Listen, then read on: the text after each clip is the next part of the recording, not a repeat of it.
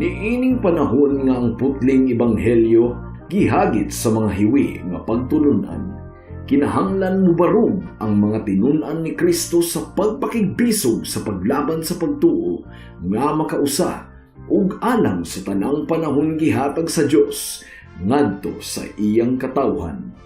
Maoy hinungdan nga namugna kining tulumanon ang putling ebanghelyo. 30 minutos nga pagsabwag sa tinuod nga ebanghelyo kauban ni Pastor Jeremias Hangad. Ang putling ebanghelyo tulumanon nga gihatod kaninyo sa Unidos Community Bible Fellowship sa Unidos Plaridel, Misamis Occidental. Ang putling ebanghelyo, ang putling ebanghelyo, ang putling ebanghelyo.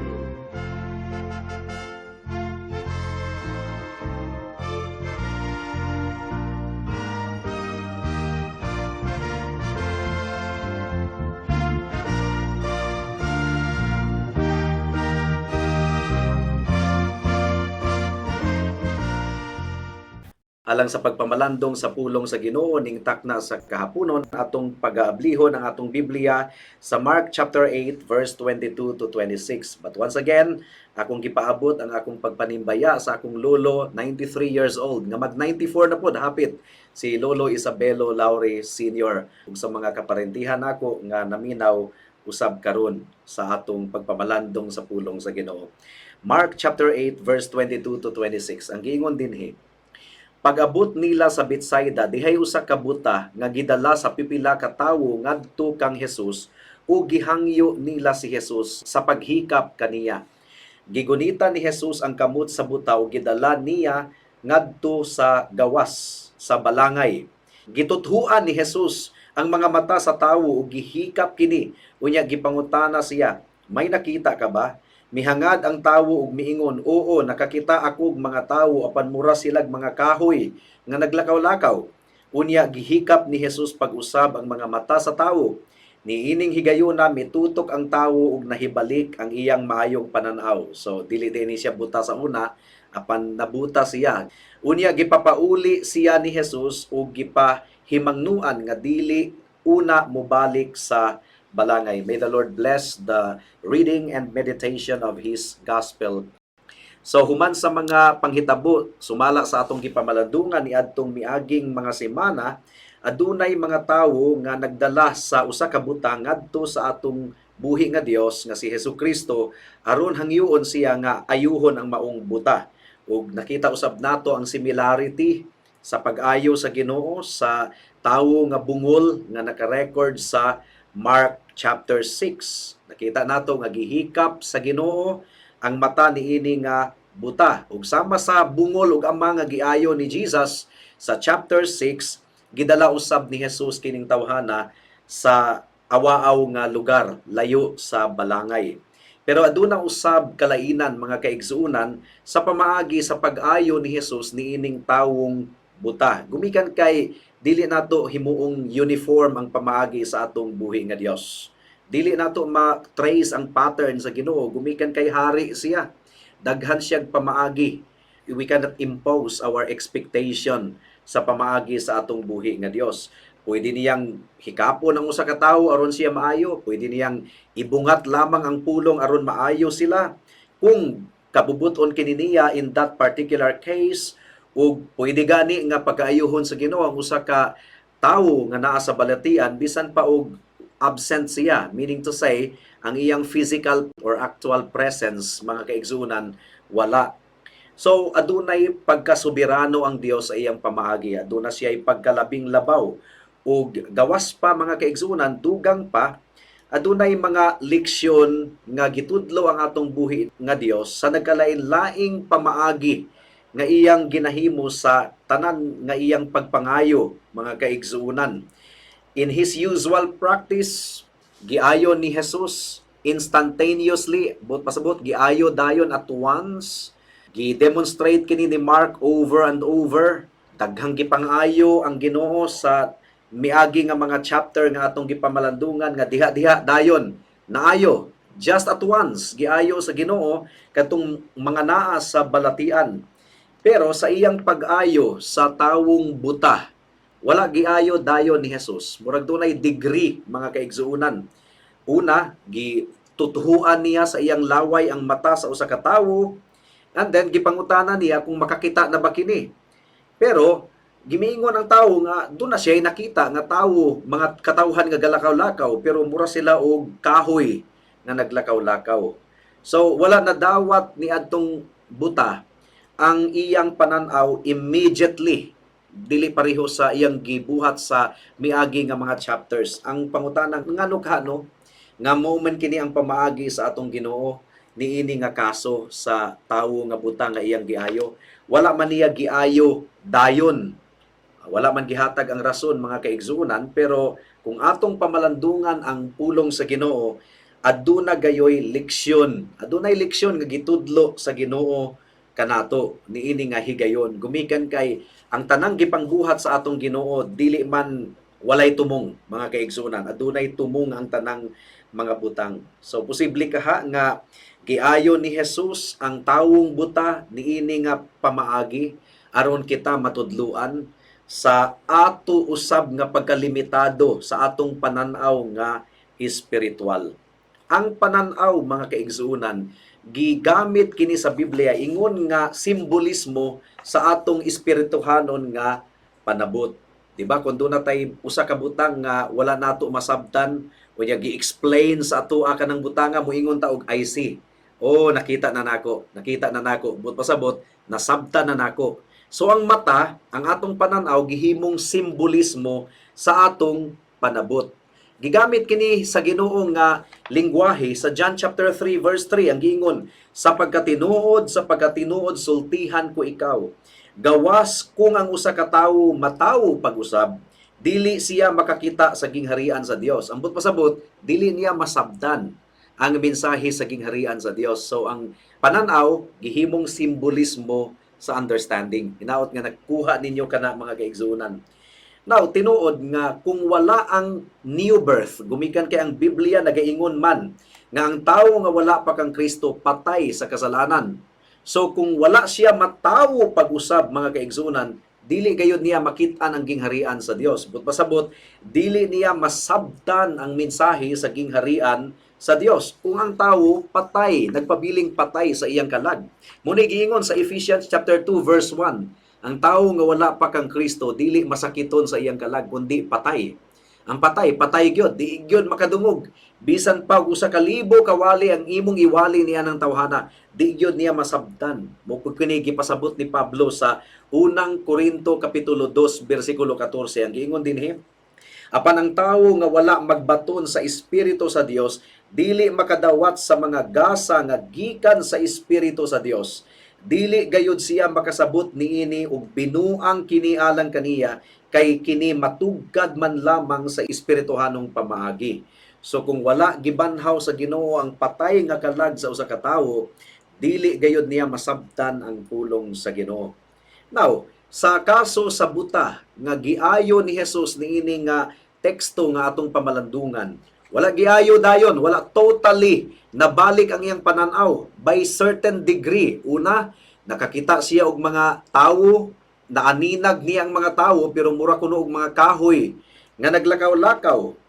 So, maupod kini ang tawo nga giluwas sa Ginoo gikan sa iyang mga sala. Adunay mga butang nga dili nato masabtan dayon. Adunay mga tawo nga giusab sa Ginoo ang ilang kasing-kasing, gibag-o ang patay nga kalag, gibanhaw sa Ginoo, pero tungod kay baby Christian pa sila, or bago pa silang Kristohanon, daghan pa silang mga butang nga wala masabti, pareha ni adtong tawo.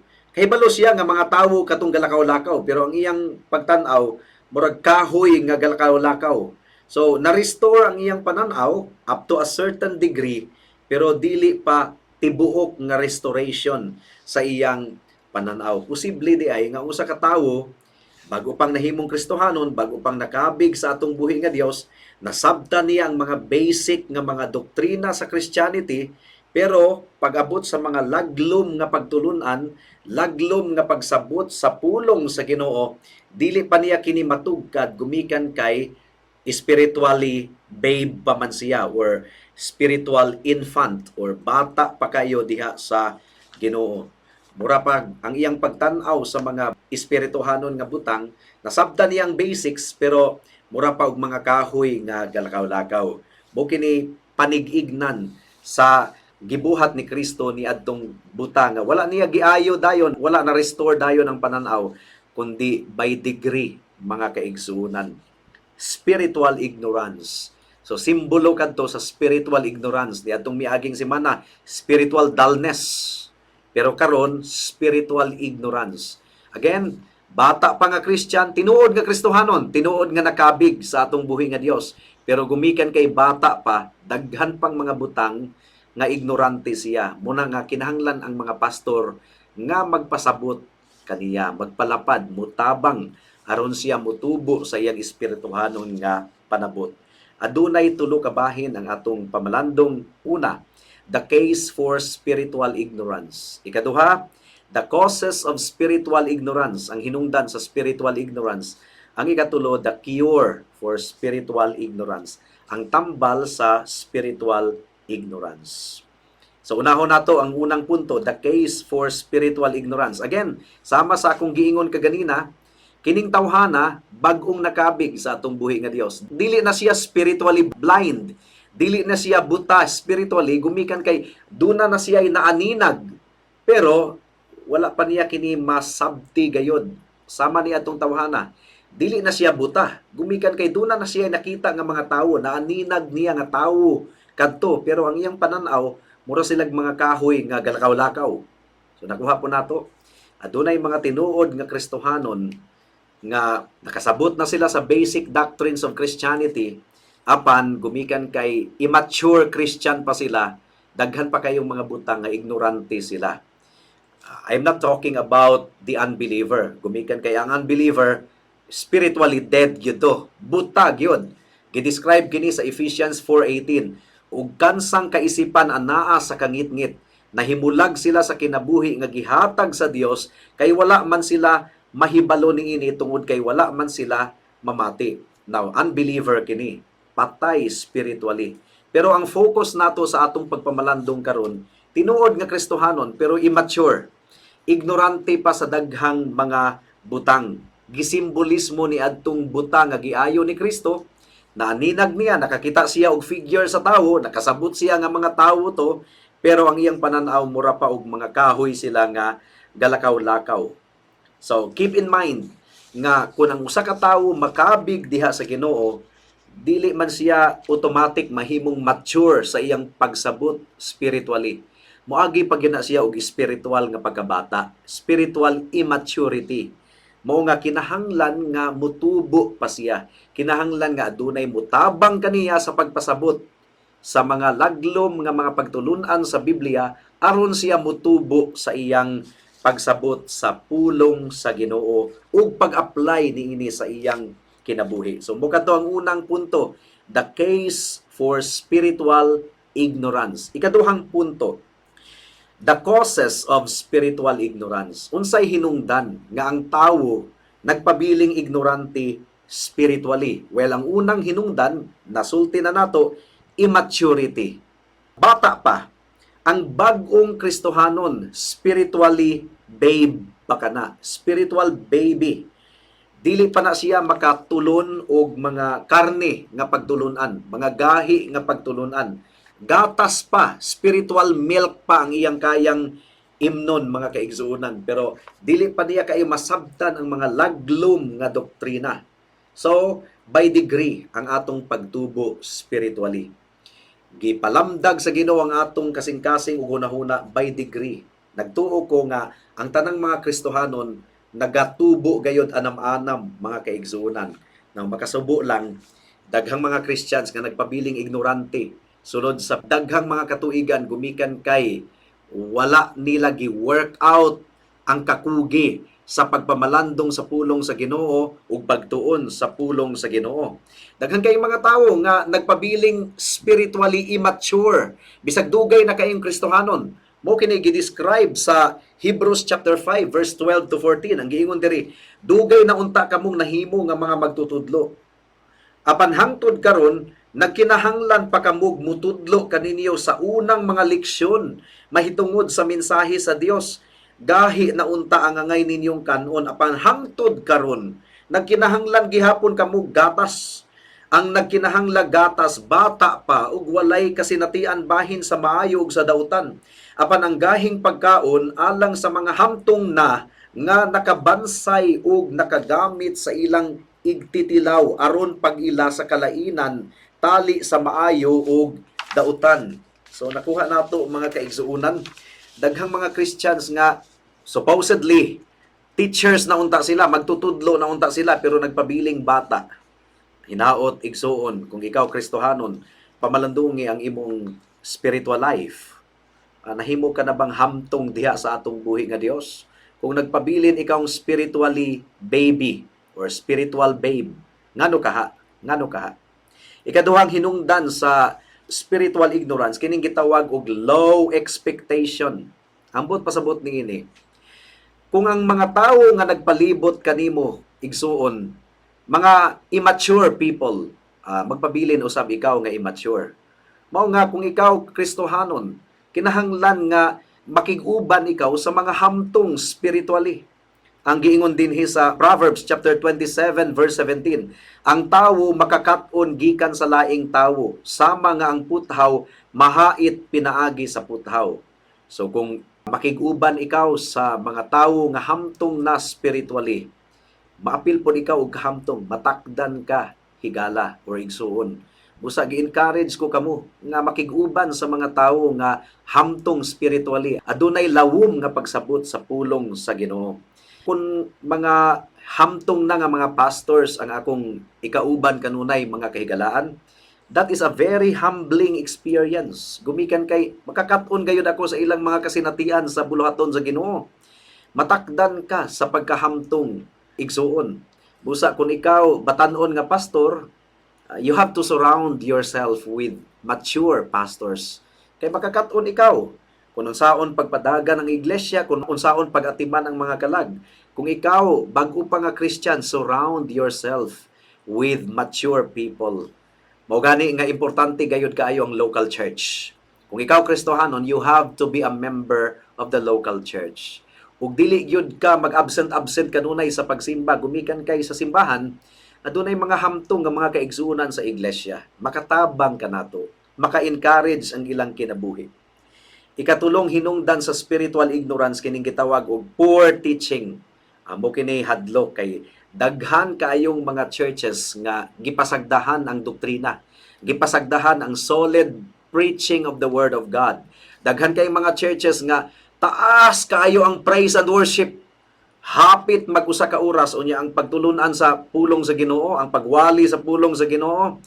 Dali ra kaayo. Wala pay 30 minutos unya gikapoy na ang mga tawo. Daghang kanta, daghan kayog mga kalingawan sulod sa iglesia, pero ang pagtuon sa pulong sa Ginoo mabaw.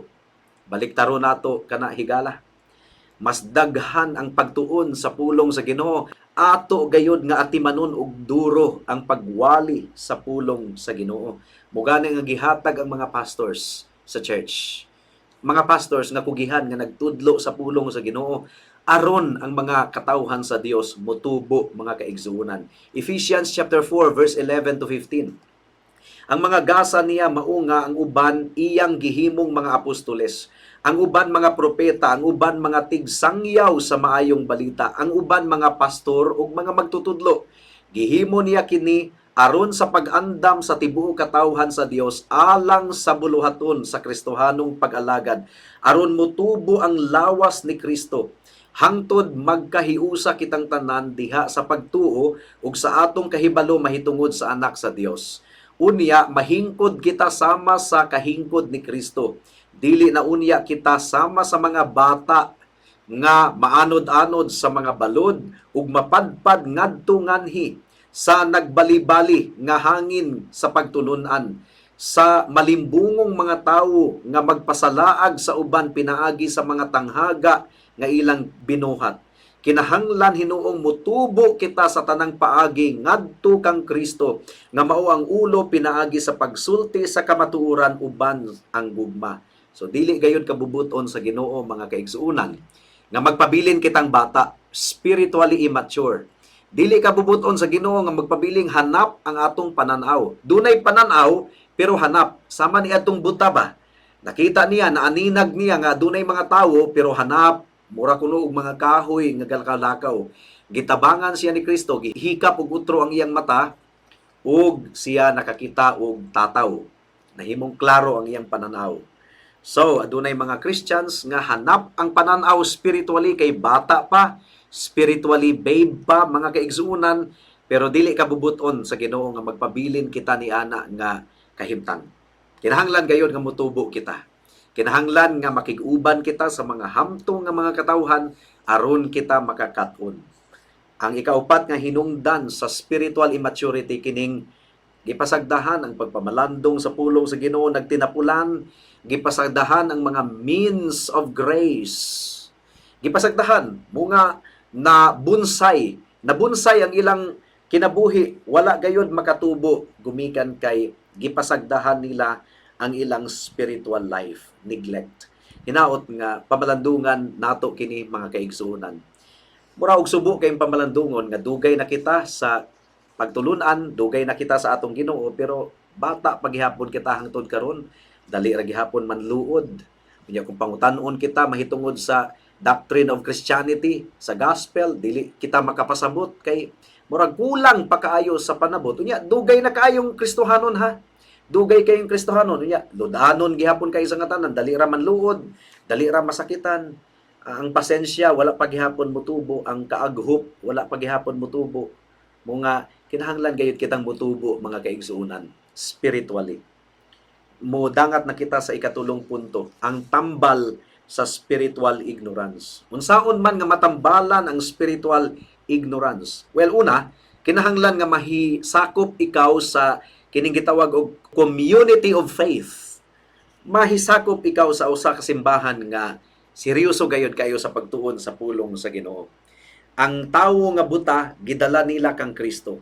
O ang tawo nga buta nga nakaaninag na sa iyang pananaw pero hanap pa gitabangan sa Ginoo aron makakita gyud siya og duro. Kinahanglan nga mahimo kitang kabahin sa usa ka iglesia nga seryoso gayud kayo sa Sunday school, seryoso sa Bible study, ug makatubag sa atong mga questions. Kinahanglan gayud kitang mangutana. Kinahanglan gayud kitang uhaw ug gutom sa pulong sa Ginoo, mga kaigsuunan. Kinahanglan usab nga makugi kitang motulid sa atong mga kaigsuunan sa iglesia nga posible nga nagakupot og sipyat nga pagtulunan. We need to help each other grow. Mo kini nahitabo kang Apollos. Si Apollos gidescribe sa Bible nga mighty in the scriptures.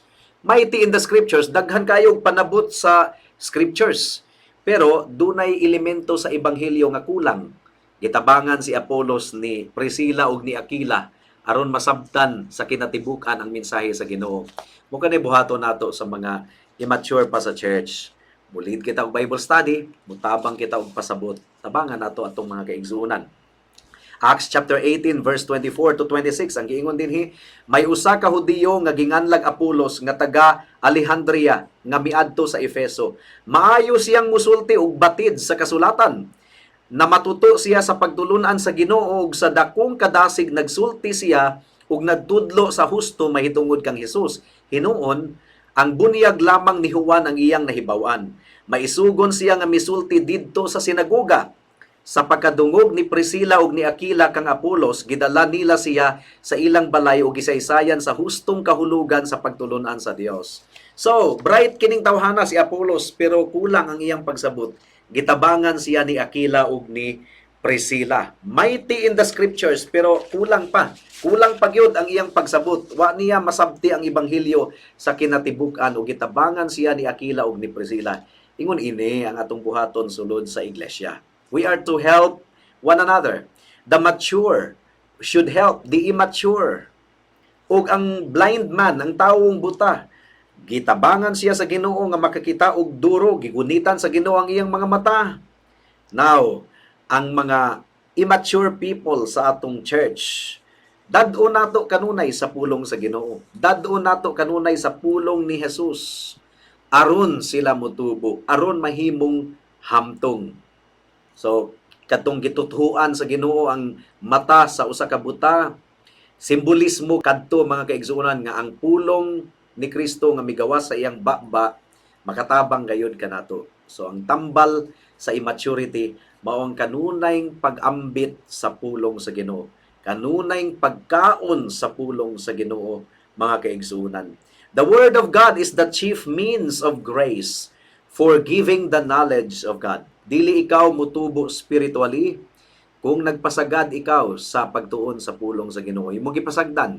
2 Timothy 3:16 to 17 ang tibuok kasulatan gisulat uban sa lamdag gikan sa Dios ug mapuslanon alang sa pagtudlo sa kamatuoran, sa pagbadlong, sa pagsaway ug sa pagtudlo unsaon pagkinabuhi nga matarong. Sa ingon ang nag-alagad sa Dios masangka pag-ayo ug maandam sa tanang maayong buhat. So, gidawat ni adtong buta nga tawo ang atong buhi nga Dios. Gigunita ni Jesus ang kamot sa buta. Jesus touched him. Jesus led him. And we need to be led by Jesus. We need to be led by the word of Christ. Kinahanglan nga mudot-dot kita kanunay, muyangu-ngu kita kanunay sa pulong sa Ginoo. So, dili kita makalaom nga mutubo kita spiritually apart from diligence. Gawas kon magkugi kita, kinahanglan gayud nga magmakugihon kita sa atong pagduol sa atong Ginoo. This demands diligent study. Mugani nga dinhi sa kahanginan. Gagasto kita bayad sa istasyonan, sa radyo. Gagasto kita mga kaigsunan aron lamang matabangan ang mga katawhan ug ang buhaton sa mga katawhan maminaw og duro. Dili ingon og taphaw nga pagpaminaw. Adunay kakugi nga gikinahanglan aron motubo spiritually. It demands the touch of Christ. So samtang nagawali kita dinhi sa kahanginan, nagasalig lamang kita sa gahom sa atong Ginoo ug sa balaang espiritu sa paghikap sa kasing-kasing buhuna-huna sa mga tawo aron masabtan nila ang pulong sa Ginoo. To know Christ is to experience Him. Pero dili kita mutubo sa atong relasyon sa atong Ginoong Hesukristo kung daghan kitag wala masabti sa pulong sa Ginoo. Hinaot nga nakita ninyo karon igsuon diha sa Ginoo ang importansya sa mas lawom nga pagtuon sa pulong sa Ginoo. Makugihon nga pagtuon sa pulong sa Ginoo. Makugihon usab nga pagtabang sa mga spiritually immature sa sulod sa iglesia aron sila mahimo usab nga hamtong aron motubo sila diha sa Dios ug aron mahimo silang mas galamiton sa buluhaton sa atong buhi nga Dios. Ug sa mga wala pa kang Kristo, dili kamo spiritually immature kundi patay gayod, patay. Ang kawayan nga walay kinabuhi bisan pag imong itanom na sa yuta, imong bubuan, imong abunuhan, imong timanon kayo sa matag adlaw, dili gayud kana motubo kay patay man. Pero ang sanga sa kamunggay nga buhi, kung imo ka nang itanom sa yuta, motubo gayud kana. Ang mga wala pa sa Ginoo, wala nang inahanglan og pagtubo, kundi nanginahanglan og kinabuhi, nanginahanglan og spiritual life. Ug ang Ginoo lamang ang makahatag og spiritual life. Nganong patay ang tawo? Patay sa kasalanan. In other words, higala kinahanglan maghinulsol ikaw sa imong mga sala. Kinahanglan imong angkunon nga dili ka makaluwas sa imong kaugalingon. Si Kristo lamang ang bugtong Dios ug manluluwas. Ang iyang pagkamatarong ug iyang dugo nga giula dito sa cross mao ang imong gikinahanglan aron ikaw maluwas. Ug kun modangop ikaw kang Kristo sa pagtuo ug paghinulsol, iya kang pagaluwason, iyang pagapapason ang tanan nimong sala ug suluban kaniya sa iyang pagkamatarong. Unsa pa may imong gipaabot, dangop kaniya karon, dili kaniya balibaran, iya ikaw nga dawaton, magamputa. Salamat o Dios sa imong pulong ning takna sa kahaponon ug among gipangayo o Dios ang bunga niini. Nagtuo kami o Dios nga dili masayang ang pagpangabudlay namo dinhi sa kahanginan gumikan kay aduna gyud kini bunga ug ang imong pulong dili mo balik kanimo sa walay kapuslanan. Salamat o among buhi nga Dios. In Jesus name we pray. Amen. Alang sa dugang nga mga pangutana, mahimong mo text kang Pastor Jeremias hangad sa 744-3030.